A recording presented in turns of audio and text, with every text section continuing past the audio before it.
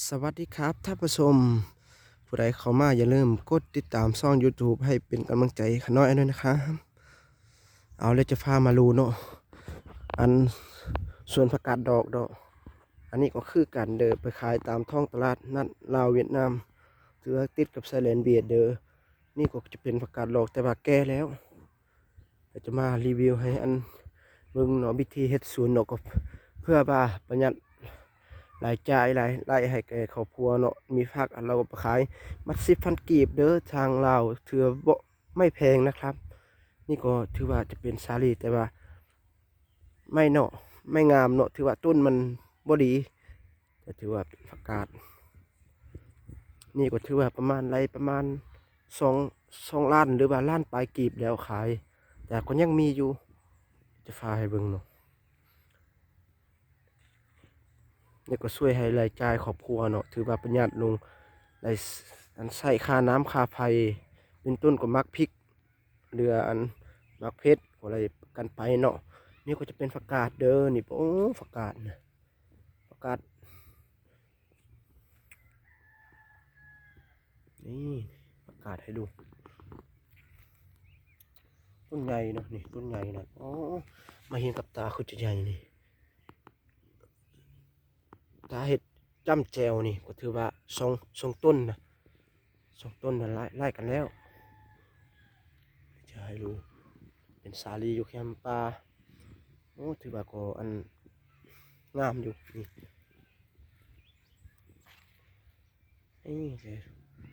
มามุมนี้นี่แหละตัดนี่เอาไปขายเนี่ยวิธีตัดนี่เขาจะตัดไปเขาจะตัดอันนี้เอานี่เอามีดเนาะมาตัดเนาะแล้วเขาเจ้าก็อัน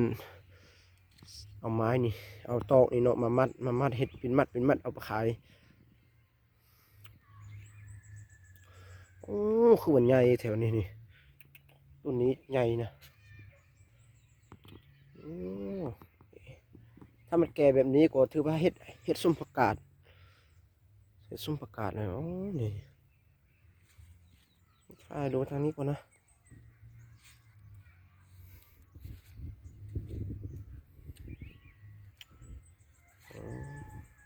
ถือว่านี่เดี๋ยวเอาไปขายแล้วบางตัวบางอันแต่ว่าอยากให้อันรูเป็นวิธีเนาะเพื่ออันสีหารายได้เขาเสริมเนาะเริ่มยามนี้เห็ดอันสวนผักกาดเนาะถือว่าผู้ใดที่กำลังเบิ่งอยู่ก็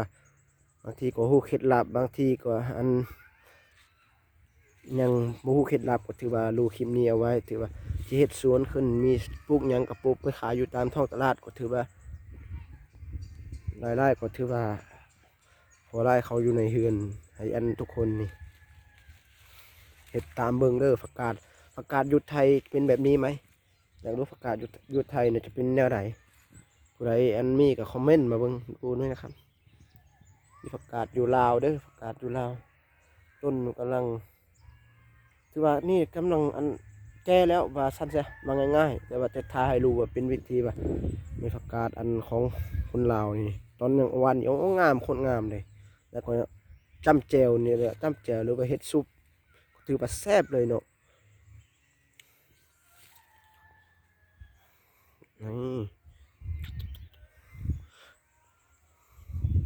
นี่ก็ถือว่าโจกลินเขา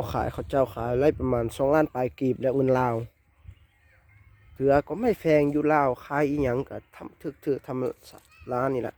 แต่ว่าก็ฟอกซื้อกันหลายคนซื้อก็ซื้อหลายคนขายก็ฟอกขายหลายเนาะ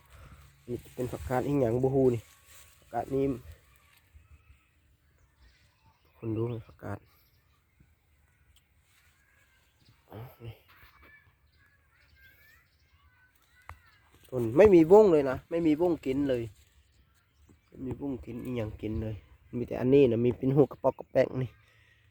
หัวกระปอกกระแปกมีอยู่อันนี้